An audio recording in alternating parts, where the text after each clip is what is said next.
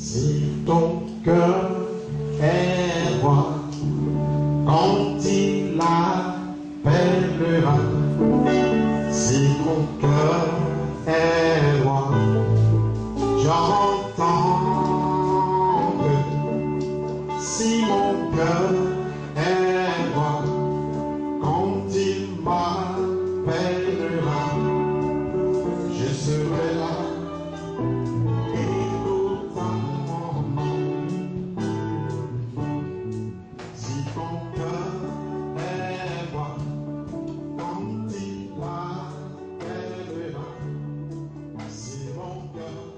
Gloire à Jésus. Amen.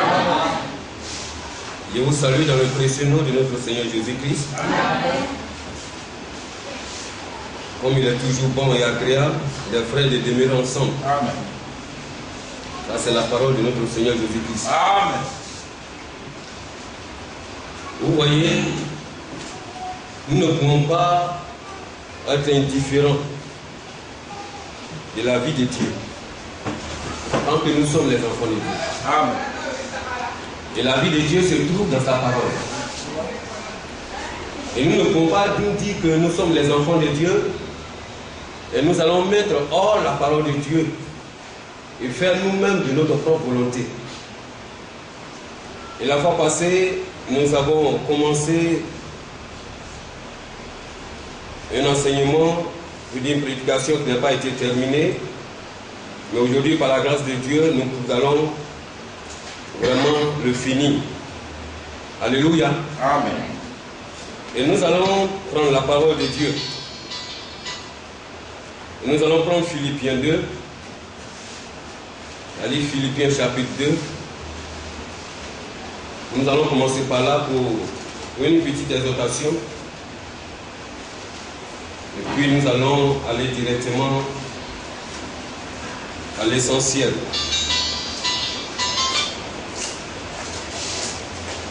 Alléluia. Amen.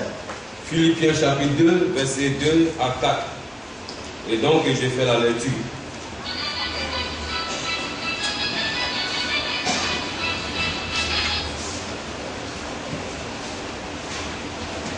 Gloire à Jésus. Amen. Rendez ma joie parfaite, ayant un même sentiment, un même amour, une même âme, une même pensée. Ne faites rien par esprit de parti ou par vaine gloire, mais que l'humilité vous fasse regarder les autres comme étant au-dessus de vous-même. Que chacun de vous, au lieu de considérer ses propres intérêts, considère aussi ceux des autres. Que le Seigneur ajoute la bénédiction à sa parole. Amen. Amen. Voilà par là que je voulais commencer. Et enfin de attirer notre intention. Vous et moi, nous sommes les enfants de Dieu. Amen. C'est-à-dire les chrétiens. Pas un mot que avec cela nous devons nous intéresser. Mais ce n'est pas un mot que nous devons prendre pour s'amuser avec.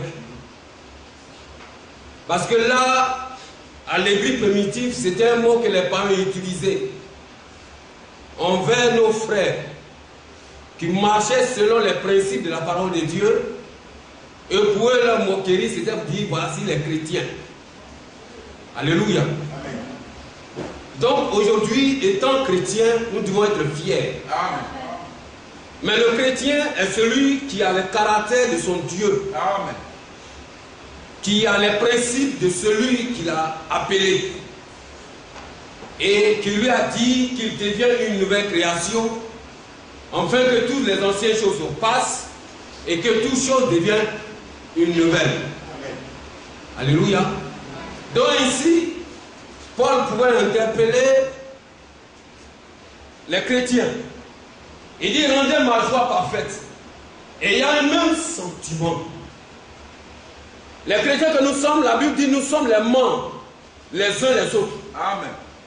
Dans les membres que nous sommes, est-ce que nous pouvons voir aujourd'hui le pied pour dire, à la main qu'il n'est pas fait pour lui. Alléluia. En aucun cas. Ni l'un ne peut pas dire que moi je ne peux pas vraiment être utile pour les autres membres. Je vais vivre pour moi-même. En aucun cas. Donc étant la famille de Dieu, étant les frères et sœurs, les membres que nous sommes, nous devons avoir une même vie et une même vision. Et la Bible dit que nous devons avoir le même esprit. Nous devons avoir la même pensée. Ce que mon père, mon frère ou ma soeur est en train de penser, je dois aussi penser la même chose. Ça ne doit pas être le contraire des uns des autres. En cela, nous ne pouvons pas trouver en nous que nous sommes les enfants de Dieu. Et Paul dit que la parole de Dieu dit, ayant le même sentiment et aussi un même amour, nous croyons à un même Dieu, à un seul Dieu. Alléluia. C'est ce seul Dieu qui nous a créés, qui nous a appelés. C'est lui qui est mort à la croix pour nous et qui a versé ce sang. Voilà notre lien. Sinon, nous ne pouvons pas nous voir. En tant que réunis là ce soir, chacun a son ethnie. Amen. Chacun a du coup, l'autre est bêté, l'autre est quoi. Mais Dieu, sur lui, il a réuni une famille qui doit être consolidée. C'est-à-dire être ensemble, être soudés, pour vivre une même vie. Ça, c'est la mentalité que Dieu a mis dans l'esprit de ceux qu'il a choisis. Alléluia. Donc, il a dit, aimez-vous les uns les autres. Afin que les autres sachent que vous venez de moi. Alléluia. Il dit, on doit s'aimer, nous, les uns les autres. Ceux qui ont été appelés par Christ. Régénérés par sa parole. Amen. Et cherchant à être revêtus par le Saint-Esprit, doivent s'aimer les uns les autres. Et pourquoi? Pour que ceux qui ne connaissent pas Christ, en nous aimant et en nous regardant, voient réellement en nous que nous sommes en Christ. Amen. Et qu'ils voient Christ en nous. Donc, en aucun autre que nous ne pouvons pas avoir des divergences, des petits groupes, des petits clans. Mes frères et sœurs, il faut que nous vivons la vie de Dieu. Amen. Et il dit, ne faites rien par esprit de parti ou par vaine gloire, mais que l'humilité vous fasse regarder les uns comme étant au-dessus des autres de vous-même. Donc la Bible dit, Jésus lui-même, qui est Dieu manifesté en chair, étant homme, n'a pu regarder sa place glorieuse. Il s'est fait abaisser. Il doit dire au milieu des hommes que c'est moi qui suis Dieu. Donc c'est moi qui dois faire ceci, c'est moi qui dois faire cela. Personne ne peut pas me commander. Mais il n'a pas regardé cela. À cause de l'humilité qu'il avait, il s'est fait petit. Et Dieu dit que ceux qui viennent en Christ doivent avoir les mêmes sentiments que leur Seigneur Jésus-Christ. Amen. Donc, si chacun pouvait se voir, ne pas regarder son intérêt et ne pas se chercher à être au-dessus des autres, mais être toujours vraiment s'abaisser. Si moi je m'abaisse au devant de ma petite soeur Jeanne ou de ma soeur Jeanne, lorsque la soeur Jeanne aussi va chercher à s'abaisser au devant de moi, l'humilité nous habitera et voilà la vie de Christ qui doit se manifester. Amen. Voilà là où nous sommes appelés. Amen. Que le nom de Dieu soit béni. Amen. Nous allons prendre Colossiens. C'est là où nous étions la fois passée. Colossiens chapitre 3. Chapitre 3.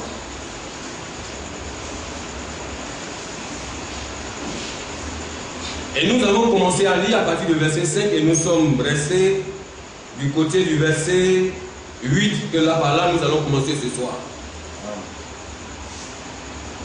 Amen. Amen. Colossiens chapitre 3, à partir du verset 8 que nous allons commencer là. Amen. Colossiens chapitre 3, verset 8. Mais maintenant, renoncez à ces choses, à la colère, à l'animosité, à la méchanceté, à la calomnie, aux paroles équivoques qui pourraient sortir de votre bouche. Ne mentez pas les uns aux autres, vous étant dépouillés du vieil homme et de ses œuvres, et ayant revêtu l'homme nouveau qui se renouvelle dans la connaissance selon l'image de celui qui l'a créé. Amen. Amen. Alléluia. Amen. Amen. Puis t'asseoir.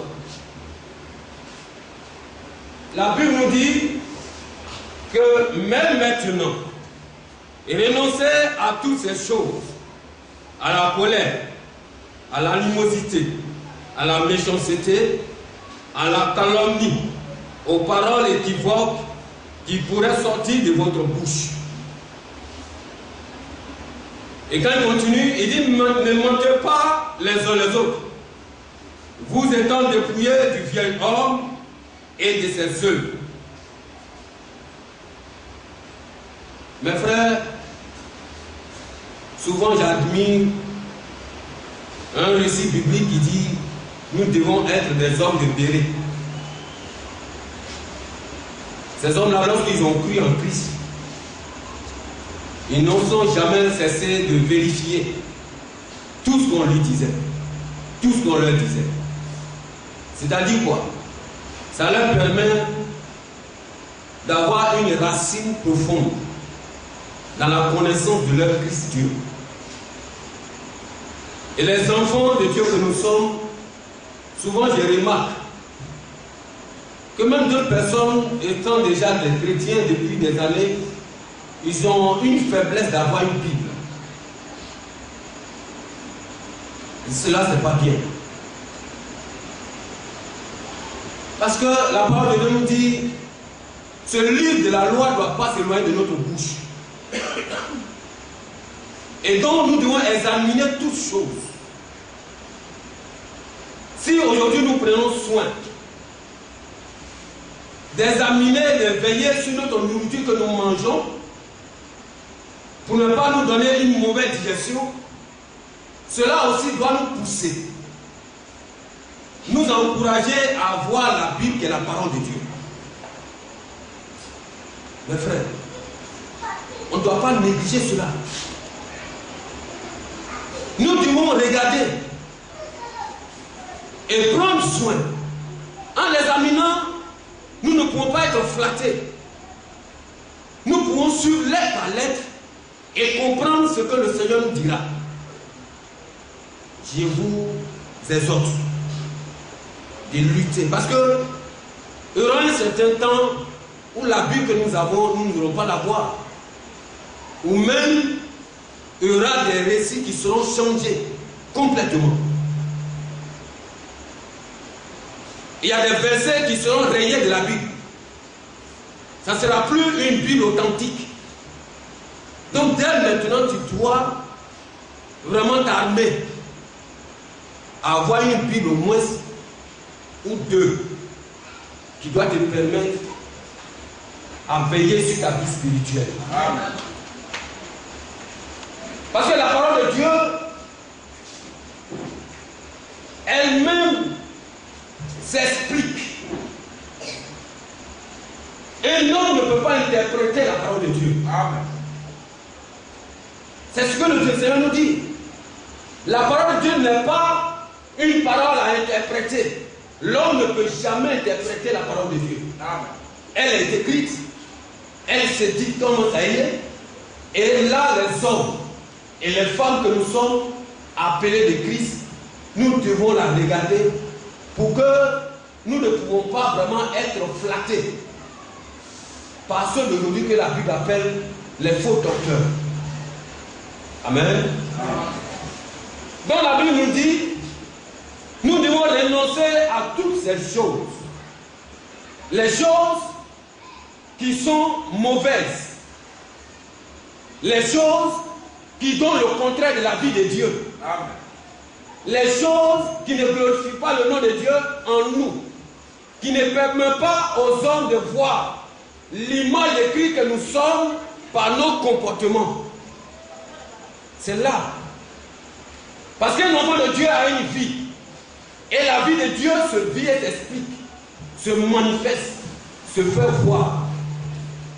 Jésus lui-même a manifesté cette vie-là. Donc ceux qui l'ont accepté doivent avoir l'image de Christ comme nous sommes. Et il dit, nous devons renoncer à la colère de cette vie qui n'est pas normale. Et donc laquelle il a dit quelque part dans sa parole que si nous nous mettons en colère, que le soleil ne doit pas se coucher sur notre colère. Il savait que nous sommes les hommes, qu'il arrivait toutefois que nous pouvons quand même se mettre en colère. Parce qu'il y a des choses qui nous seront dites que nous ne pouvons pas tellement rapidement appréhender. Mais il dit, si tu te mets en colère, je te donne tel conseil de grâce, de ne pas permettre que le soleil se couche sur ta colère. Là, ça devient péché. Parce qu'un colérique est comme un meurtrier. Quelqu'un qui dort sur ta colère, mon ami, il est même chose que celui qui prend un couteau pour poignarder son ami. Amen. Donc, étant des enfants de Dieu, la Bible dit nous devons nous se séparer de ces choses-là. Vous savez que notre thème, c'est le verset 17. Si ceux qui prennent les notes, et après arriver à la maison, qui prennent le temps de vérifier. Amen. Et il dit à l'animosité et à la méchanceté et à la calomnie. Vous voyez un peu?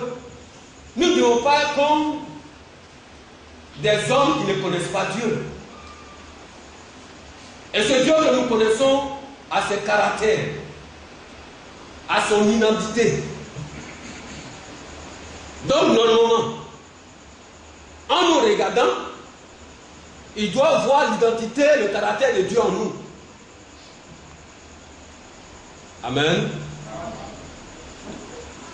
Et nous devons nous séparer de ces mauvaises choses et vivre les bonnes choses. Nous ne devons plus être les calomniateurs.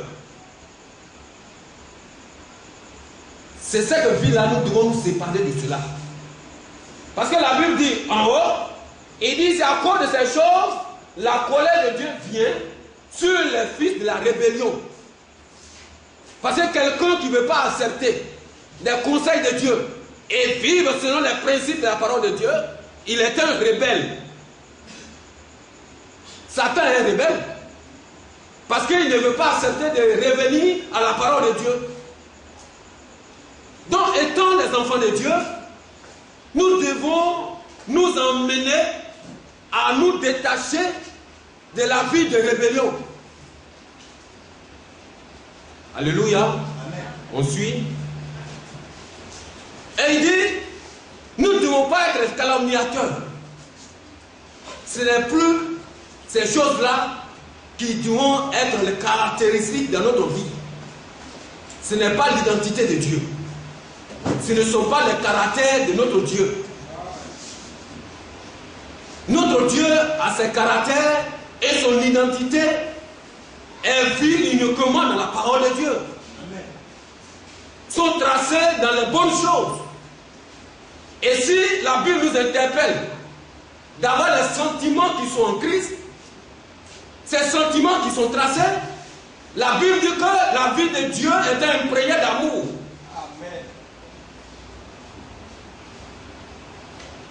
La vie de Dieu est imprégnée de la douceur, de la patience.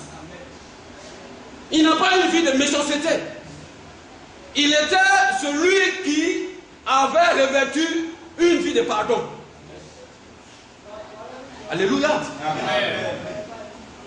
Comprenez avec moi que si Jésus-Christ voulait rembourser tout ce qu'on lui avait fait, de grâce que lui-même pour dire qui cherchez-vous. Vous voyez combien de fois cette parole a eu une puissance sur cela même que Dieu a envoyé par les sacrificateurs. Et la Bible dit, lorsqu'il a dit, qui cherchez-vous? Ils sont tombés. Amen. Et s'il voulait rembourser le mal par le mal, vous allez voir combien de fois il allait détruire beaucoup de choses. Et donc laquelle il a dit, étant ces enfants que nous sommes, nous devons avoir cette vie qu'il avait. Pardonne celui qui te fait du mal. Amen. Alléluia. Amen. Donc il nous dit encore, aux paroles équivoques qui pourraient sortir de votre bouche, de faire attention, de contrôler notre langage. Et dans sa parole, il dit que de tourner notre langue cette fois. C'est profond.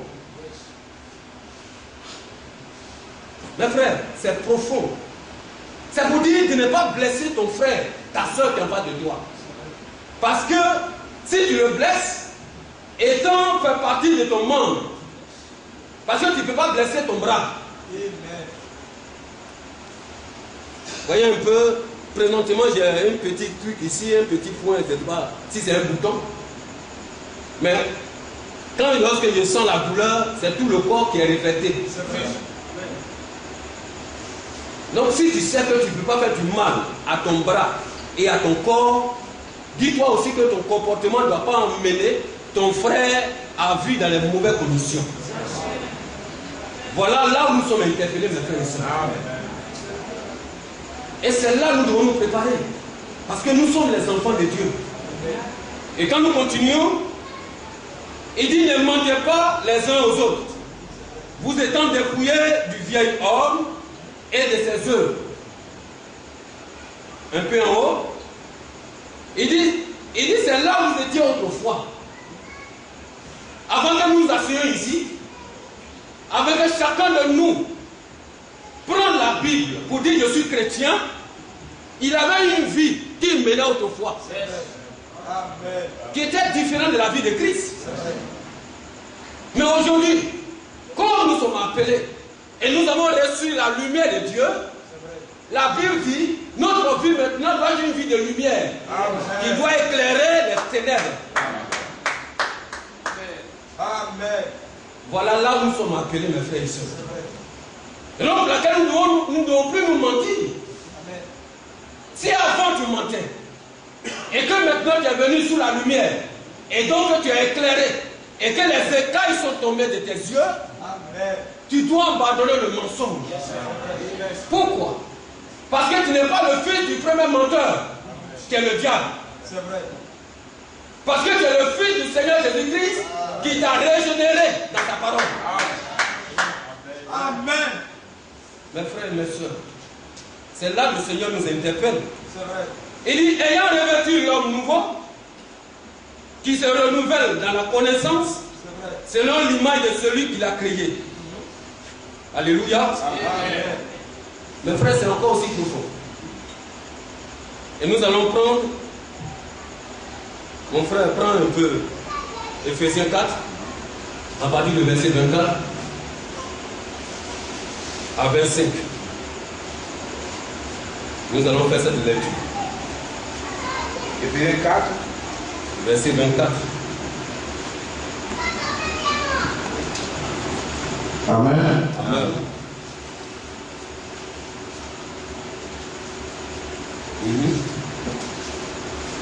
Et à revêtir l'homme nouveau, créé selon Dieu, dans une justice et une sainteté que produit la vérité. C'est pourquoi renoncez au mensonge et que chacun de vous parle selon la vérité à son prochain. Car nous sommes membres les uns des autres. Alléluia. Amen. Un homme nouveau, quand on parle de la nouveauté, c'est-à-dire que c'est quelqu'un ou même quelque chose qui n'a plus de saleté sur lui. C'est vrai. Si nous prenons par exemple un objet qui a été embouillé dans la boue, et lorsque tu fais sortir par exemple de ce verre de la boue, et que tu le laves, il devient propre, il devient nouveau. Ainsi, nous étions dans la boue du péché. Et comme maintenant nous sommes revenus et lavés par le sang de notre Seigneur Jésus, nous sommes un homme nouveau. Donc nous devons refléter la lumière de Dieu. Et au placard dans l'Éphésiens nous dit quoi? Et à revêtir l'homme nouveau, créé selon Dieu dans une justice et une sainteté pour produire la vérité. La vérité, c'est la parole de Dieu. Nous avons reçu la parole qui produit en nous la vérité. Et si nous marchons dans la vérité, nous pouvons vivre les choses de la vérité. Et ces choses de la vérité, donc laquelle le Seigneur dit, c'est pourquoi renoncer au mensonge. Quelqu'un qui vit dans la vérité ne peut plus mentir. Il dit de renoncer à quoi encore? Et que chacun de vous parle selon la vérité à son prochain. Mes frères, Jésus n'a même pas fait sortir des paroles de mensonge en lui. Donc, étant l'image de notre Seigneur Jésus-Christ, nous devons avoir ces caractères en nous. Mon frère, tu vas prendre encore Romains, chapitre 12. Comme aujourd'hui nous devons terminer cela, nous ne devons pas lire beaucoup de petits versets, mais sinon il y a beaucoup de versets que nous devons lire. Alléluia. Romains chapitre 12, oui, verset. Oui, verset 2. Verset 2. Ne vous conformez pas au siècle présent, mais soyez transformés par le renouvellement de l'intelligence, afin que vous discerniez quelle est la volonté de Dieu, ce qui est bon, agréable et parfait. Alléluia. Amen. Voilà ce que le Seigneur nous dit. Vous et moi. Il dit, ne vous conformez pas au siècle présent. Mes frères, dans ce siècle présent nous sommes, nous ne devons pas nous conformer à ses stratégies, à sa manière de faire, à sa vie qu'il est en train d'emmener. Nous ne devons pas prendre le monde et l'instaurer dans la parole de Dieu. Amen. La parole de Dieu et la parole du monde n'est pas la même chose. C'est séparé. Amen. Comme la Bible dit, le ciel et la terre. Donc aujourd'hui, il faut que ces hommes de ce monde-là trouvent. Souvent il y a d'autres qui disent que vous vivez de l'ancienneté. Aujourd'hui là, vraiment les choses se renouvellent. Et nous devons vivre des choses qui naissent au fur de jour en jour. Qu'est-ce que la parole de Dieu nous dit? La Bible nous dit, notre Dieu, il est le même hier, aujourd'hui, éternellement. Est-ce que tu as une fois vu Dieu avec une conformité avec Jézabel? Non. Jamais. Dieu ne s'est pas conformé au principe d'Akab et de ses traités de Jézabel. Donc, étant les enfants de Dieu, nous devons voir le caractère de notre Seigneur Jésus-Christ qui doit nous faire réfléchir pour dire nous vivons les choses de Dieu. Amen. Quand nous voyons les tailles basses, quand nous voyons, je ne sais pas comment on appelle, les culottes de façon, nous voyons les habillements qui aujourd'hui, qui est en train de montrer les nombrils, et lorsqu'ils s'asseyent, où elles s'asseyent, tu ne sais pas où tu vas regarder, tu es obligé, tu es contraint souvent de baisser la tête, ou bien peut-être de fermer les yeux, là, je ne sais pas. Et cela nous devons trimballer dans la parole de Dieu? Non. Amen. Mes frères, nous devons rester dans la parole de Dieu. Amen. Et la parole de Dieu nous dit de ne pas nous conformer à ce siècle présent. Pourquoi? Mais soyez transformés par le renouvellement de l'intelligence, afin que vous discerniez quelle est la volonté de Dieu. Nous sommes appelés à être remplis de l'Esprit de Dieu, de la sagesse de Dieu, son intelligence. Et en cela, prenant la Bible à la lumière de la parole de Dieu, nous pouvons choisir qu'est-ce qui est bien et qu'est-ce qui est mauvais. Amen. Sinon, le monde est pourri, mes frères. Le monde est tellement pourri. Nous ne comprenons plus rien. Il y a d'autres aujourd'hui qui disent, mais c'est que tu vas rester pauvre. Il y a un jeune qui interpellait son frère, son ami, pour dire, mais aujourd'hui, si même les Blancs nous emmènent à vivre et qu'ils nous envoient de l'argent, mais si toi tu ne veux pas le faire, tu crois que c'est le péché, mais c'est que tu vas mourir pauvre. Il y a un qui dit, lui, il préfère mourir que qu'on le voit pauvre. Pourquoi? Parce qu'il va aller sur Internet, qu'est-ce qu'ils appellent le boutage, et puis il vit cela. Sinon, s'il ne fait pas ça, et que vraiment il voit ses amis qui sont en train de faire la vie et qui chantent des voitures, lui, il faut que vraiment lui aussi il arrive à voler dans les voitures. Mais, sachant que la Bible dit, le monde est ces choses passionnantes. Mais ce qui ne passera pas, c'est la parole de Dieu. Donc, nous devons discerner ce qui est bien. Parce qu'il y a ce temps dans lequel nous sommes fâcheux. Et c'est nous qui devons emmener aux hommes, les faire comprendre que la vie de Dieu est une bonne vie. Amen. Mais tu ne veux pas être là et puis tu vas encore faire regretter les gens à ne pas accepter ton Seigneur Jésus-Christ. Jamais. Parce qu'il y a d'autres gens qui disent, mais comment tu vis? Mon frère, il faut laisser tranquille. Mais on dit tu as Jésus-Christ. Oh Jésus, vraiment. Ça va déjà. Qu'est-ce que tu donnes qui doit encourager ton prochain qui s'approche de toi, qui a besoin de retrouver le soulagement en te voyant croyant que parce que tu as Jésus-Christ, tu es mieux plus que lui, et il s'approche de toi encore, il est découragé. Mes frères, loin de là. Amen. Amen. Loin de là. Amen. Vous n'êtes pas que être instrument que par qui le nom de Dieu est bafoué. Parce qu'il disait quelque part, il dit à cause de vous, les gens me citent. À cause de vos comportements, les gens ne me considèrent pas. Les hommes, ceux-là même, qui vivent dans le péché, ne me considèrent plus. Parce que vous ne donnez pas la clarté et la lumière que je vous ai mis en vous. Alléluia. Amen.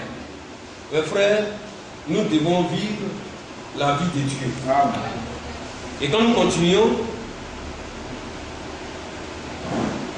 il dit, il n'y a ici ni grec, ni juif, ni circoncis, ni incirconcis, ni barbare, ni juif, ni esclave, ni libre, mais Christ est tout et en tout. Amen. Ça veut dire quoi? Vous dites que, étant la famille de Dieu,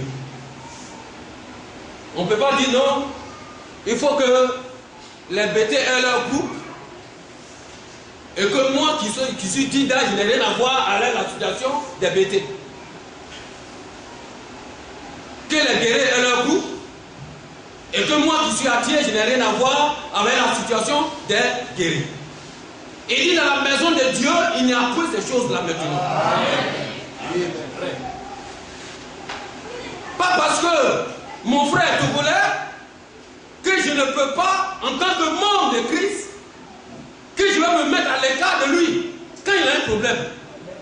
Ce n'est pas la vie de Christ. Il nous a interpellés pour ça. Amen. Est-ce que ce Togolais, Jésus-Christ n'est pas en lui? Amen. Si je suis en lui, il est fils de Dieu. Amen. Si je suis en moi, je suis fils de Dieu. Amen. Et si nous sommes fils de Dieu, les enfants de Christ, nous faisons partie de la famille de Christ. Amen. C'est ce que nous devons vivre. Amen. Alléluia. Amen. Dieu n'a jamais fait de séparation de qui que ce soit. Amen. Lui, Dieu, il appelle qui il veut. Il change qui il veut. Il renouvelle qui il veut. Il fait de qui son enfant. Donc nous ne sommes pas appelés à dire celui-là, il sera à part. Non, jamais. Comment comment les gens vont voir en nous que nous sommes les enfants de Dieu. Amen. Si on fait même vie comme eux. Mes frères, lorsque nous nous asseyons, réfléchissons encore 1000 fois. Vous dites, si ces choses encore sont en moi, c'est qu'il est temps que je change. Amen. Parce que ce n'est pas digne d'être un enfant de Dieu. C'est pas digne. Alléluia. Amen. Et il dit, quand nous continuons, ainsi donc, comme des élus de Dieu, saints et bien-aimés, revêtez-vous de sentiments de compassion, de bonté, d'humilité, de douceur, de patience. Amen. Supportez-vous les uns les autres, et si l'un a sujet de se plaindre de l'autre, pardonnez-vous réciproquement, de même que Christ vous a pardonné, pardonnez-vous aussi. Amen. Dans la béatitude, quand nous regardons dans Matthieu, il nous a interpellé cela. De cette prière, tu pourrais élever pour dire, Père, pardonne-moi comme moi aussi j'arrive à pardonner les offenses des autres. Souvent, c'est là que ça n'attire pas notre intention. Tu dis à Dieu, pardonne-moi. Il doit te pardonner, pourquoi? Parce que toi aussi, tu arrives à pardonner aux autres. C'est vrai. C'est vrai. Amen. Maintenant, dis-toi que le contraire sera fait. Si toi, tu n'arrives pas à pardonner ton frère ou ta soeur, dis-toi que Dieu ne pourra pas te pardonner. Amen. C'est pas ça? Amen. Si le jour, par exemple aujourd'hui, ou bien hier, ou bien demain, si toi, tu mets une difficulté de pardonner ton frère qui t'a fait quelque chose, et que tu dis non, c'est impardonnable, comme d'autres personnes, pour qu'il arrive à pardonner, le pasteur va d'abord se mettre à genoux. Dis-toi que Dieu va se mettre à genoux pour te pardonner. Donc dis-toi que tant que tu n'arrives pas à pardonner ton prochain qui est en face de toi, Dieu ne peut jamais te pardonner. Amen. Il ne faut pas te mentir. C'est ce qu'il a écrit. Hein? On va relire. Il dit, supportez-vous les uns les autres. Et si l'un a un sujet de se plaindre de l'autre, pardonnez-vous réciproquement. Amen. Ça dit vice versa. Si je pardonne mon frère animal aussi doit me pardonner. Amen. Réciproquement. Mais c'est difficile pour les autres. Pourquoi? D'autres en train de hypocriter, toi ton pardon entre toi et ton Dieu. Donc tu ne dois pas te mentir.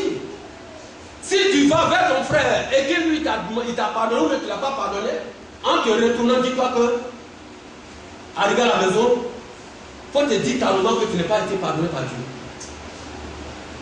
Tant que tu n'arriveras pas à pardonner ton frère, ce n'est pas possible. Amen. Fais des 1000 prières. Mon frère, la parole de Dieu, ce n'est pas la parole d'un homme. Amen. Il faut même inviter un pasteur d'après les hommes pour dire que non, lui, il a fait les miracles. Il faut l'inviter dans ta maison. Tant que tu n'es pas pardonné, tout ce que tu feras, ce sera vraiment comme il faut. Il faut d'abord pardonner ton frère. Amen. Et tu vas retrouver la joie. Amen. Et c'est là que tu vas te pardonner. Donc voilà un peu la fin de notre message.